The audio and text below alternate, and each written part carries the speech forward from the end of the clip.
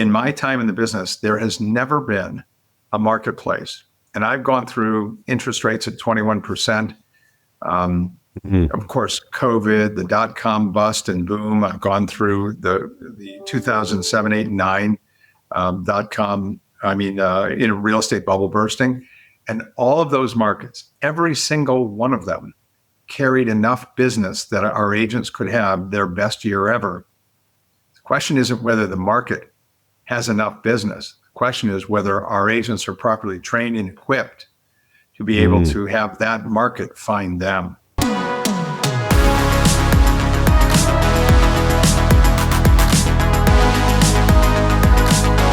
What's up, everyone, and welcome to the Local Marketing Lab, where you get real-world insights from industry pros to help you drive local revenue and local growth. This podcast is brought to you by Evocalize, digital marketing tools powered by local data that automatically work where and when your locations need it most. Learn more at evocalize.com. What's up, and welcome to the Local Marketing Lab. Joining us today is an incredible guest with over 30 years of experience in leadership and operations. He leads the 6th largest real estate brokerage in the nation, loves astrophysics, was the president of an orchestra, and has received more awards than we have time to go through today. President at United Real Estate and Chief Operating Officer at United Real Estate Group, Rick Haase. Thanks for joining us in the lab, my friend. Glad to be here, Justin. That's a very dramatic introduction. Thank you for all that. You did it. You did it. That's your life in a nutshell. It is. As they say, there's more. That's right. That's right. Well, thanks again for joining us. You know, I'm super excited to have you on, not only because you've got such an incredible background. You've been in the industry and experienced a lot of growth for many years, but you've led multiple organizations through this incredible growth. So I thought it might be good to kind of take us through, you know, what it was that you've done to kind of help guide the team from being the 139th largest real estate group in the country to the 6th, just in the matter of 5 years. Yeah, it's been an incredible period of growth for us. 5 years ago, we were 157th. Oh, wow. 4 years ago, we were 139th, and depending on how you measure and who's doing the measuring and their criteria, we're 6th or 7th in terms of size by agent count and transaction closed real estate sales transaction count. So we've been fortunate. You know, Justin, there's an old saying that a rising tide raises all boats, and while that's true, there's something going on that's magic and special here, because if we were all having our boats risen by the same tide, we'd still be 139th or 157th. So we've obviously beat the odds and had some tremendous growth. So United Real Estate is today 23,000 plus agents operating in 43 states. We operate under the stars with United Country, hunting, fishing, ranch properties, wide open spaces, and lifestyle real estate. And then the larger part of our company today is 12 years old, 13 years old, and we have just over 20,000 agents in that part of the company in 13 years. So very fortunate. That's incredible numbers there. What is it that you kind of attribute the success of the team to get those results? It gets a little ethereal, but and people say these kinds of things, but in this case, it's absolutely dead on true. Our mission is right. And our stated mission is to improve the financial trajectory of our brokers and agents' careers and lives.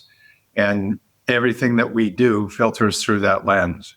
And we genuinely believe and operationalize the concept that if we do more for them, we'll have all the success that we need. It's not getting any easier to be a real estate agent in today's world, in the real estate world. And we try to ease their path, lower their costs, and increase their conversion rate on business opportunities. There's a lot of conversation in the world today about the market has gone down this or it's lost 24%. I was on a shareholder call yesterday. They talked about the market being off 24% a year-over-year basis. And, you know, however the measure, whatever the yardstick, in my time in the business, there has never been a marketplace. And I've gone through interest rates at 21%. Of course, COVID, the dot-com bust and boom. I've gone through the 2007, 8, and 9 dot-com, real estate bubble bursting. And all of those markets, every single one of them carried enough business that our agents could have their best year ever. The question isn't whether the market has enough business. The question is whether our agents are properly trained and equipped to be able to have that market find them. And so we focus on all things. How do we make our agents more successful? And that's really what's driven our growth. Very cool. Yeah.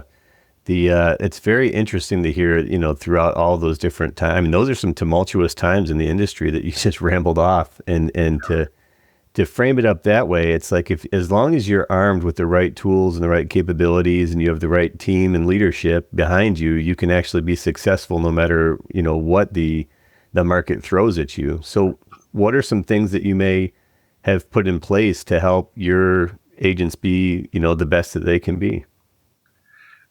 Well, from an infrastructure perspective, we launched the Learning Academy, which is a learning management system that enables us to deploy cost effectively and efficiently all the training, education, and development that our agents need. Those three words: training is teaching somebody how to climb the ladder, the technicalities of the job. Education is teaching them why we ask them to climb the ladder in that manner. And then development is tracking them over time as they improve their knowledge and experience and success. So launching the Learning Academy is a big part of how we're able to reach 23,000 plus agents in a cost-effective and efficient manner, because ultimately in our model, we're flowing 96% of the gross commission income on a sale to our agents from their first sale forward. In order to keep that happening and to pay off our mission and to deliver on our mission, rather, we have to be able to flow 96% of the gross commission to our agents. We have to be able to do it in a cost-effective way. So Learning Academy has been a huge part of how we've been able to serve our agents as we go through these changing times. Secondly, I think that we've been able to understand, and through the use of our proprietary technology stack, and partnering with people that really do get it, really understand organizations that add value by enabling us to bolt their technology onto our proprietary stack, that gives us the ability to have some tremendous efficiencies. One of those is a partnership with your company. Lead generation is a very interesting topic, and to really get in and tear it apart, we need hours. But essentially, buyers and sellers will visit 13 or 14 different websites before they take action, buy a house, contract for a house, list a house for sale. And when they're doing that, that surfaces a lot of referrals that companies can push out to agents and say, hey, we can charge you for that, either pay-per-click, pay-per-lead, online advertising, memberships, or referral fees. And one of the key elements of our success with our agents now is the ability for us to help our agents have a turnkey system for generating online leads and converting those leads to a closed sale. And when I say a lead, I mean someone who's actually a real estate intender, someone who intends to buy or sell. That could be 4 years, 2 years, 3 years. They could be buying, looking for the right home, and they're ready to buy tomorrow. Most of those buyers are also sellers. More than half of people who are looking for a home today are also home sellers. So there's some discussion that usually occurs when you talk about online business. Are you getting seller leads or buyer leads? Well, in one sense, it's kind of an academic discussion, because what's really happening is you're talking to someone who could be a lifelong customer. Today they have a house to sell, but they're inquiring about a house they might want to buy. We teach our agents that in order to convert and really have have the highest outcome to whatever you're spending to generate leads, is you have to think about them as a buyer and a seller, and think about them over the course of their buying and selling career. That is the customers, not just where are they in how they approached you and how they're talking about their real estate needs today. Yeah, exactly. If you think, I mean, more I think than any other business, the buying cycle of, a prospect in the real estate space is so long. When I worked at Polaris, it was like, we knew it was a 9-month buying cycle. When people started looking at a vehicle to when they actually pulled the trigger to make the purchase. But in real estate, it could be 2, 3, 4 years, that they're in their home. And how do you keep them engaged throughout that time and provide value to them with like valuable nurture content? That's a challenge that real estate agents have to solve for. It is, and that's a great, interesting point. If you were selling airliners today, you might have a 5 or 7 year selling cycle to get an airline, large or small, to buy your aircraft. Real estate agents, they tended to be trained in super short selling cycle behavior. If someone's in a late stage ready to act or buy, they're going to buy within the next 30 or 60 days, or list their house within that time frame. The real estate industry is pretty good at how to manage that late stage readiness buyer. But if they are 2, 3, or 4 years out, that's a real growth curve that our industry needs to be on. So how do you stay in touch? How do you maintain the proper comportment in your communications, so that when you're engaging with a customer that wants to buy 3 years down the road, or ends up buying 3 years down the road, you're not annoying them. They don't want to they don't want to unsubscribe. They don't want to stop engaging with you because you're acting like they're ready to act today. The internet, when the internet started producing lead flow, everybody, the industry got the lead to an agent. The agent went after it like they were ready to sell their house next week. And that consumer experience was pretty disconnected. And then the industry wondered why, hey, they didn't call me back. It's a bad lead. These aren't quality leads. Yeah. And it's interesting. It's not we have an axiom here that there's no such thing as a bad lead. There's only poor follow-up programs that don't understand the various states of readiness of consumers. And if somebody's ready to act and you act like they're not going to buy for 3 years, you've lost a sale opportunity. And if somebody is 3 years down the road before they buy, and you act like they're ready to buy today, that's a bad consumer experience. And so they just disassociate and disconnect. So the fine art, the art of that interaction is really important, and we teach that and provide the systems to support it over time. Is that some of the content that you have in your LMS that you give to the agents? It's LMS content, and it's live instruction. It's recorded instruction. We use experts in the field, and then in addition, it's the kind of training and education that our principal brokers give our agents every day in the offices in each of those markets that we serve. Yeah. It's to me, it's so applicable across even multiple industries. If you have a long buying cycle, like you said, the lead comes in and people jump on it like it's a piece of meat, and it's like, oh, this is the time to engage with this person. But at the end of the day, it's like you should be building your own database of folks within your sphere, contacting them, regularly with valuable info. It could be, hey, here's some cool events that are happening downtown this month. Here's a calendar of events, or here's some cool discounts we got at some local restaurants, whatever it might be. You provide that valuable content over time, folks stay engaged with you. And then when it's time to buy, then they come straight to you instead of going onto a portal and putting their information in. Yeah. Justin, the sphere of influence, when we talk to our agents about prospecting, there's really two big swaths of opportunity. One is to connect with your sphere of influence and all of those people who already know, maybe they trust you already as a human being, and to present valuable, meaningful, relevant information to those people in your sphere of influence, building ground under the notion that you are the expert in real estate. And so when they have that question, you're the go-to person. That sphere of influence, stay in touch kind of programming is super important.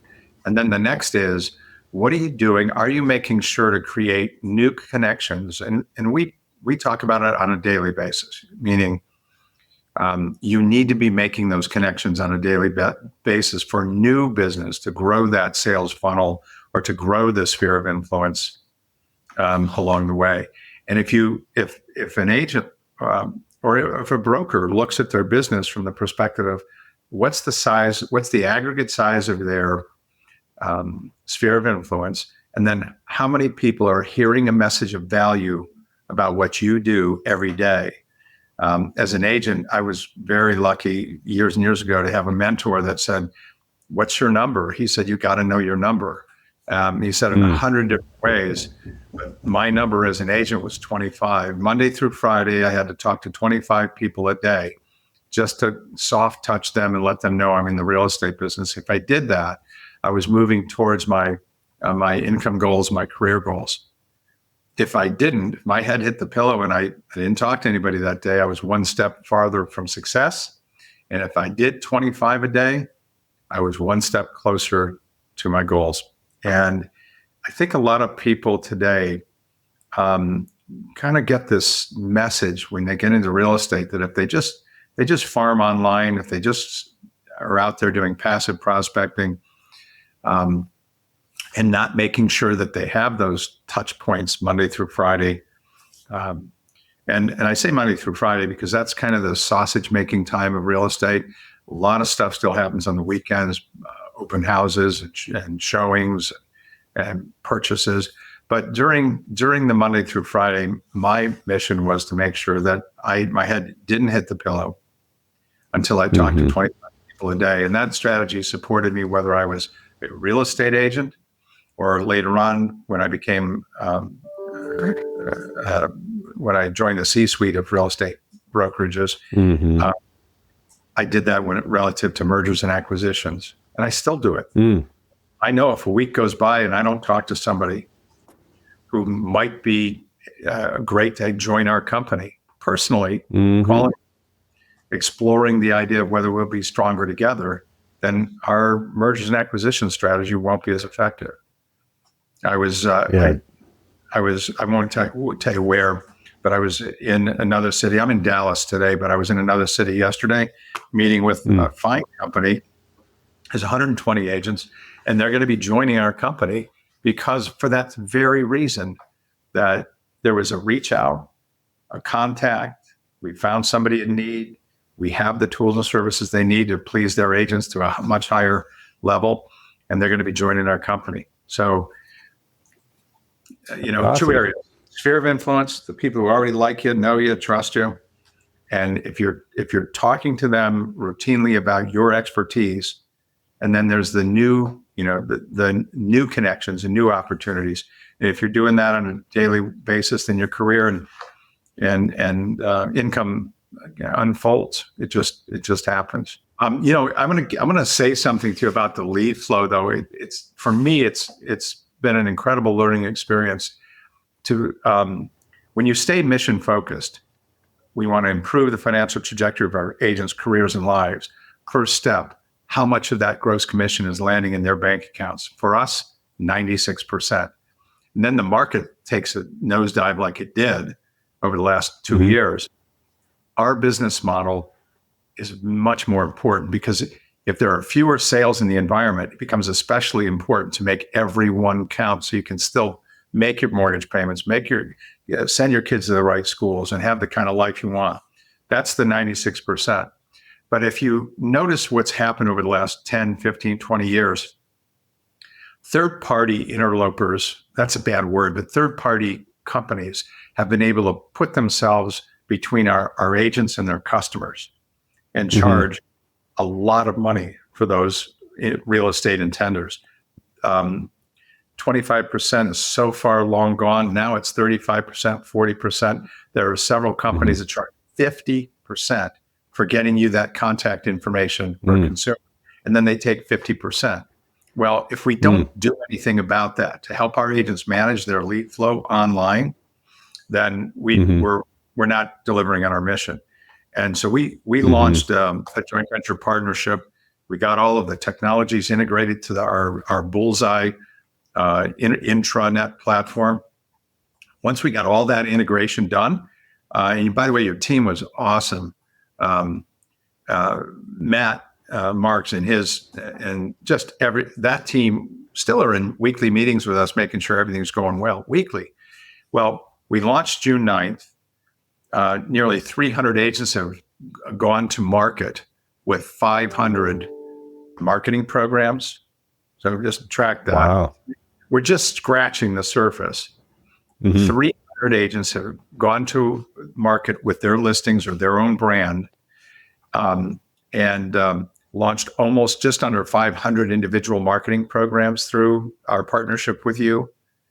And we crossed over 9,100 lead flows into our agents this week. Wow. So from January 9th to today, 9,100 plus leads have flowed to our agents.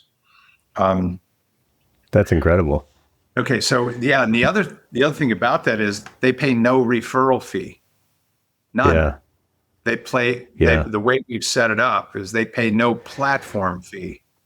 So if you think about some of the other engines out there, it's a very expensive lead generation. Those are very expensive lead generation platforms. What we've been able to do, in keeping with our mission, is to take the cost down, the lead flow up, and make sure that we weren't scraping off 50, 40, 30% of the gross commission income on those sales. Now, the reason I mentioned Learning Academy in the beginning is a system, any multi-part system will fail. The whole will fail if any of the systems are broken. So training, education, and development on conversion has been a real focus too. And once you get the lead flow into the top of the funnel, you have a CRM through Bullseye that can help our agents convert that sale. And then you train and educate, training, education, and development, getting better over time. Then you've got a 3-part system that is a home run for our agents. Honestly, I think, you asked about growth.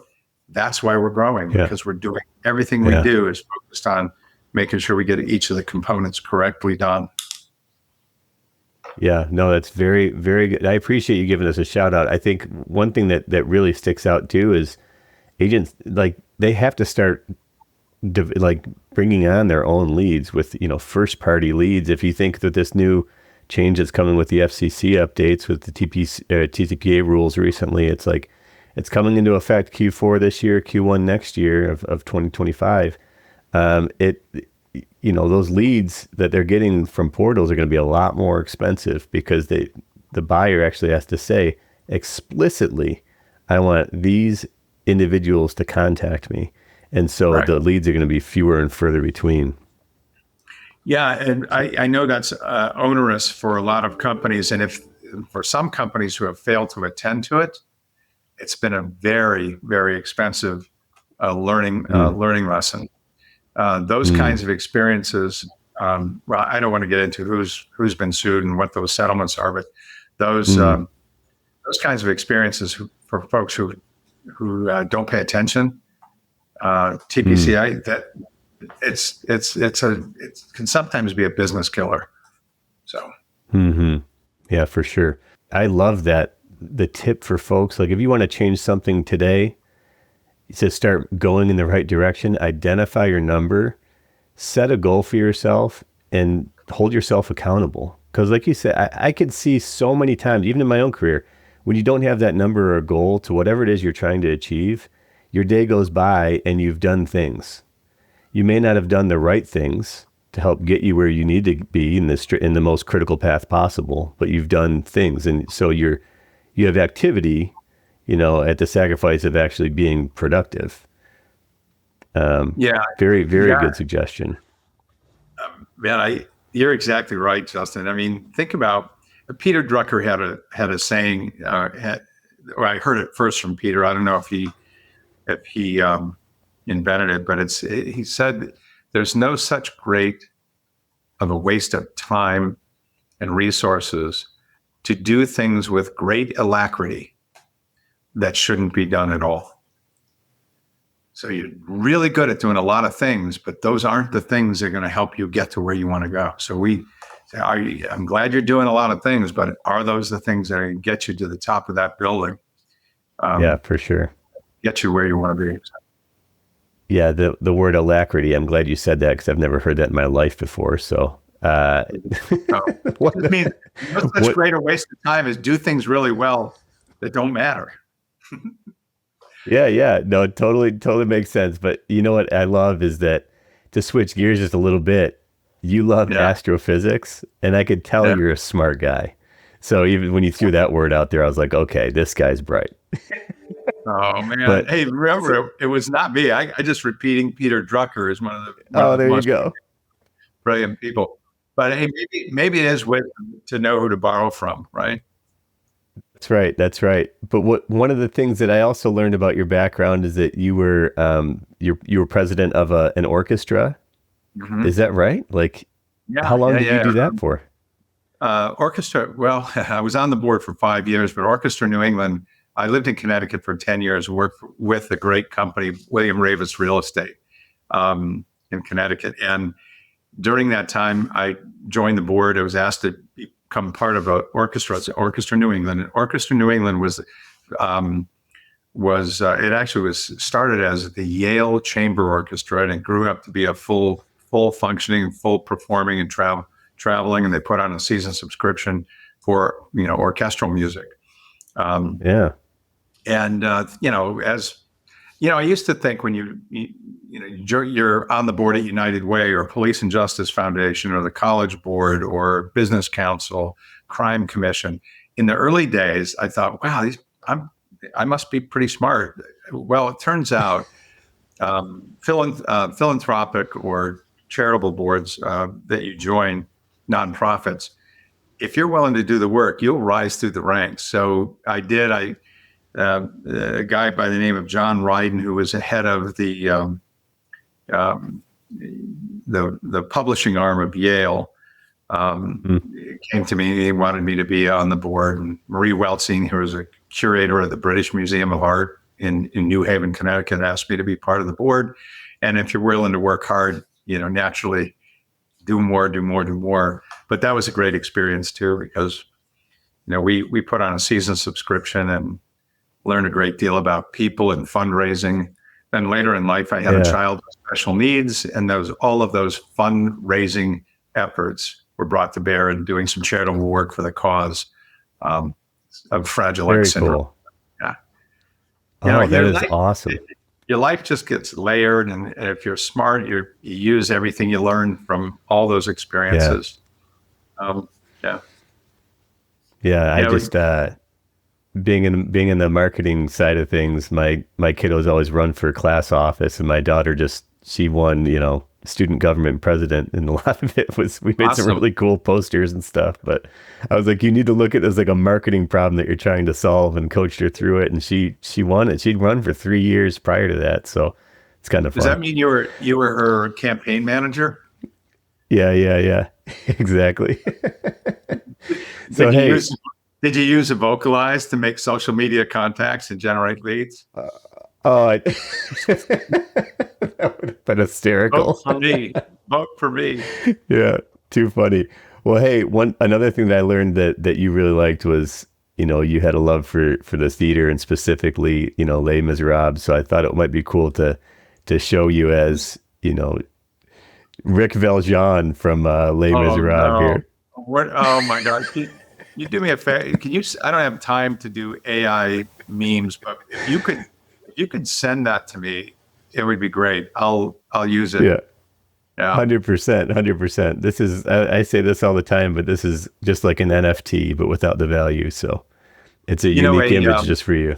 Soliloquy, who am I, Jean Valjean, is actually like metaphoric for the journey that I've had through real estate. Is who do you want to be? And you're tested all the time, from Hurricane Katrina, when 332 of our agents lost their house and everything in it, or the world's largest oil spill in the Gulf of Mexico when the Macondo well blew up and all that oil was gushing out. That was, there's some really challenging times. But in order to be successful and have staying power in this business, sometimes you got to ask, who am I? Very cool. Yeah. Very I love how you tied that into your life.